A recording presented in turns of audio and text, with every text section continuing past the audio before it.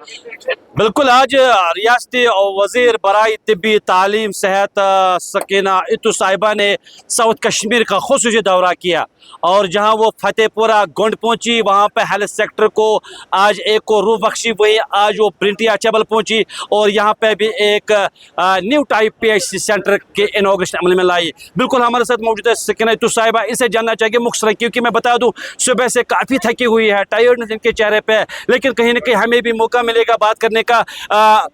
Sakina ma'am, आपका इस्तेकबाल है Gulistan news में, काफ़ी अच्छा लगा। सुबह से आप बिल्कुल आप थके हुए हैं, आपके चेहरे से पता चला, लेकिन काफ़ी उम्मीद है वापस आवाम को आपसे। आज के दौरे के हवाले से खुश बताइए। नहीं, कोई थकी नहीं है, मेरी आदत है, मैं करती हूँ काम और मुझे खुशी होती है कि अगर कहीं पे भी मैं लोगों के लिए कुछ कर सकूँ उसमें मेरी थकान चली जाती है, बल्कि थकान होती नहीं है। आज ऑनरेबल MLA साहब जो हमारे मजीद साहब जो मेरे भाई हैं, जो यहाँ के लोगों के हद अजीज़ लीडर हैं, नुमाइंदे हैं, इनकी बहुत दीरीना मांग थी, चाहे वो फतेहपुरा काबा मरक था, चाहे वो ब्रेडी था जी। शुरू से जब से सरकार बनी है, इन्होंने कहा मुझे यहाँ ये जो NTPHCs हैं, ये अंडर कंस्ट्रक्शन है, कंप्लीट नहीं हो पा रहे।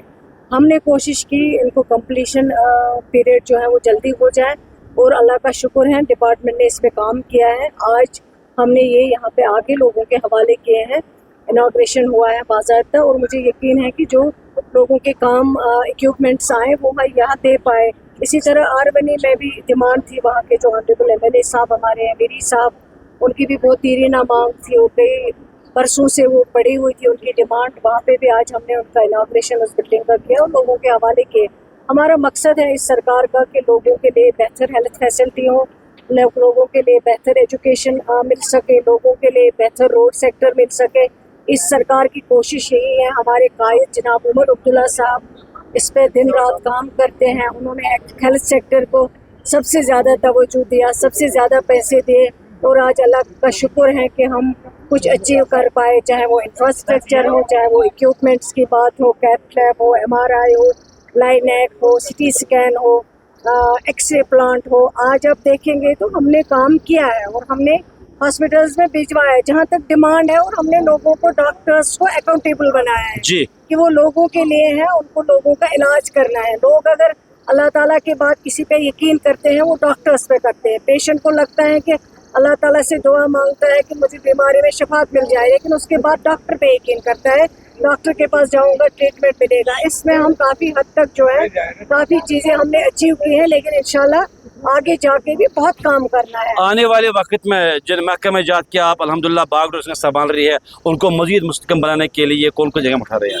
अभी बहुत सारी चीज़ें करने बाकी हैं। आप देखिए, आपके पास डॉक्टर्स की भी कमी है, हालांकि इसमें शक नहीं, जब से उमर अब्दुल्ला साहब की क़यादत वाली सरकार बनी है 540 डॉक्टर्स हमने नए लगाए, और एडहॉक अपॉइंटमेंट्स होती हैं, लगाते हैं डॉक्टर्स जो बच्चे आए हुए हैं पास आउट होके।